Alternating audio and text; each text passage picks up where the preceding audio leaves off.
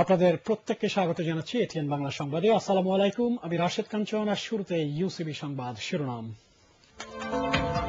চীন সফর শেষে দেশে ফিরলেন খালেদা জিয়া। স্বাগত জানাতে বিমানবন্দরে বাধা দেয়ায় বিএনপি নেতাদের ক্ষোভ।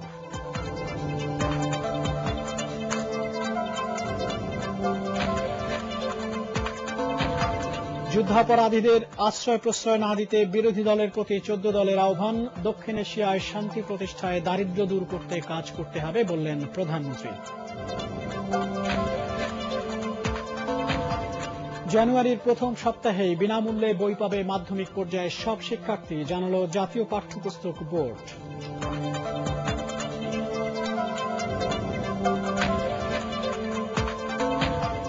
বিচার বিভাগকে নিয়ে টিআইবির রিপোর্ট উদ্দেশ্যমূলক মন্তব্য দুই মন্ত্রীর। জরিপকারীদের যোগ্যতা নিয়ে প্রশ্ন তুললেন ডিএমপি কমিশনার।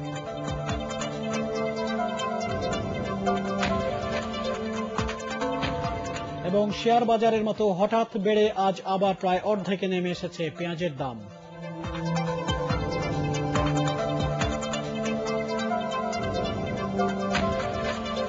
এবার Robi internet mini pack offer 10 megabyte মাত্র 10 টাকায়। রবি। শুনছিলেন শিরোনাম। সংবাদে ছাড়াও থাকবে বিদায়ী বছরের আলোচিত ঘটনাবলী নিয়ে আমাদের বিশেষ আয়োজন প্যানাসোনিক সেরা 10-এ। আজ থাকছে কেমিক্যাল থেকে ছড়ানো ঢাকার নিমতলির অগ্নিকাণ্ডের খবর।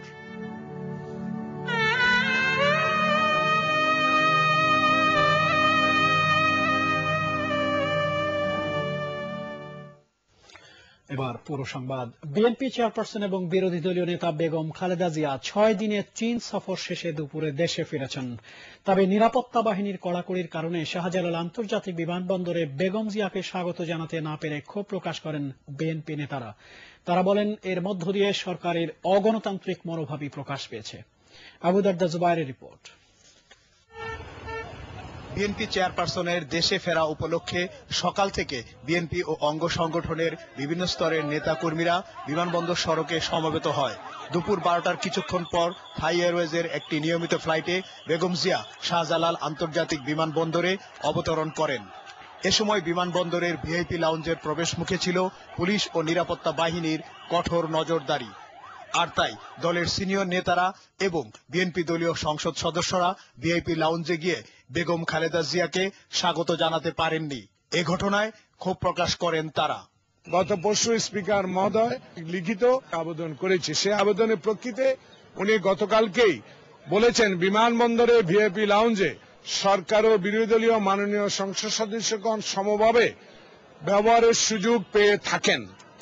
মাননীয় বিরোধী দলীয় নেতা চীন থেকে দেশে প্রত্যাবর্তনের সময় বিরোধী দলীয় মাননীয় সংসদ সদস্যদেরকে ভিআইপি লাউঞ্জে প্রবেশ ও প্রাপ্য সুবিধাদি প্রদানের ব্যাপারে জরুরি ভিত্তিতে প্রয়োজনীয় ব্যবস্থা গ্রহণের জন্য নির্দেশক্রমে অনুরোধ করা হইল। সাবেক মন্ত্রী, সাবেক এমপি, তাদের এই ভিআইপি লাউঞ্জ ব্যবহারের আমাদের অধিকার রয়েছে, আমাদেরকেও সেই অধিকার থেকে বঞ্চিত করা হয়েছে। দেশনেত্রী বিদেশে যাওয়ার দিনেও একই অবস্থা করা হয়েছে, আজকেও আমাদেরকে বাধা দেওয়া হচ্ছে। কাগজ আছে আমাদের কাছে, তাও দেওয়া হচ্ছে না। আইনে আছে, আইনও তারা আজকে কোন তোয়াক্কা করছে না। দুপুর 12:30টার পর ভিআইপি লাউঞ্জ থেকে বের হয়ে খালেদা জিয়ার গাড়িবহর বিমানবন্দর সড়কে পৌঁছালে নেতা কর্মীরা তাকে স্বাগত জানান। এ সময় বিমানবন্দর সড়কের পশ্চিম পাশে ব্যাপক যানজটের সৃষ্টি হয়। প্রায় 2 ঘন্টা পর বেগম খালেদা জিয়ার গাড়ি বনানী কামাল আতাতুর্ক এভিনিউ হয়ে গুলশানের বাসায় পৌঁছায়। আবু দারদা জুবায়ের, এটিএন বাংলা, ঢাকা। যুদ্ধাপরাধীদের আশ্রয় প্রশ্রয় না দেওয়ার জন্য বিরোধী দলের প্রতি আহ্বান জানিয়েছে 14 দল। আওয়ামী লীগ সভাপতির ধানমন্ডি কার্যালয়ে 14 দলের বৈঠক শেষে ব্রিফিংয়ে দলের যুগ্ম সাধারণ সম্পাদক এবং পররাষ্ট্রমন্ত্রী ডক্টর দীপু মনি একথা জানান। শেখ নাজমুল হক সৈকতের রিপোর্ট। আসন্ন পৌরসভা নির্বাচন সহ দেশের বিরাজমান রাজনৈতিক পরিস্থিতি নিয়ে 14 দলের সমন্বয়ক সৈয়দা সাজিদা চৌধুরী 14 দলের শীর্ষ নেতাদের সাথে প্রায় 2 ঘন্টা বৈঠক করেন। এতে জোটবদ্ধভাবে পৌরসভা নির্বাচনের প্রার্থীদের সমর্থন দেওয়ার বিষয়ে সিদ্ধান্ত হয়।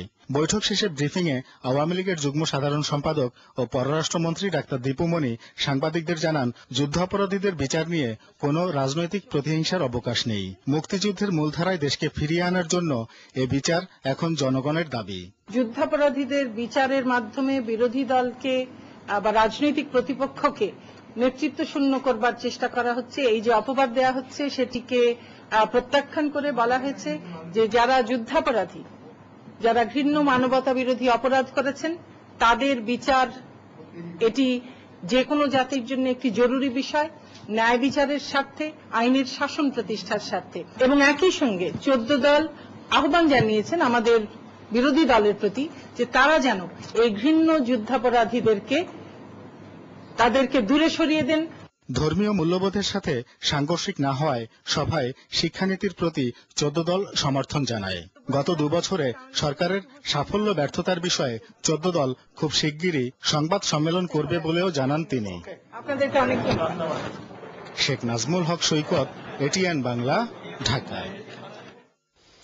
দক্ষিণ এশিয়ায় শান্তি প্রতিষ্ঠায় দারিদ্রতাকে সবচেয়ে বড় বাধা হিসেবে উল্লেখ করে এই বাধা দূর করতে এ অঞ্চলের সবাইকে ঐক্যবদ্ধভাবে কাজ করার আহ্বান জানিয়েছেন প্রধানমন্ত্রী শেখ হাসিনা। বিকেলে গণভবনে গান্ধী আশ্রম ট্রাস্টের 169 জনের একটি প্রতিনিধি দলের সাথে মতবিনিময়ের সময় প্রধানমন্ত্রী এই আহ্বান জানান। 5 দিনের সাউথ এশিয়া ইয়ুথ পিস ক্যাম্পে অংশ নিতে ভারত, শ্রীলঙ্কা, বাংলাদেশের এই প্রতিনিধি দলটি 19 ডিসেম্বর থেকে নোয়াখালীর গান্ধী আশ্রমে অবস্থান করছেন। প্রধানমন্ত্রী প্রতিনিধি দলকে স্বাগত জানিয়ে আরো বলেন, বাংলাদেশে সকল মানুষের শান্তিপূর্ণ সহাবস্থান নিশ্চিত করতে তাঁর সরকার কাজ করছে। দক্ষিণ এশিয়ায় অবহেলিত মানুষের জীবনমান উন্নত করতে সকলকে এক হয়ে কাজ করার আহ্বান জানান প্রধানমন্ত্রী।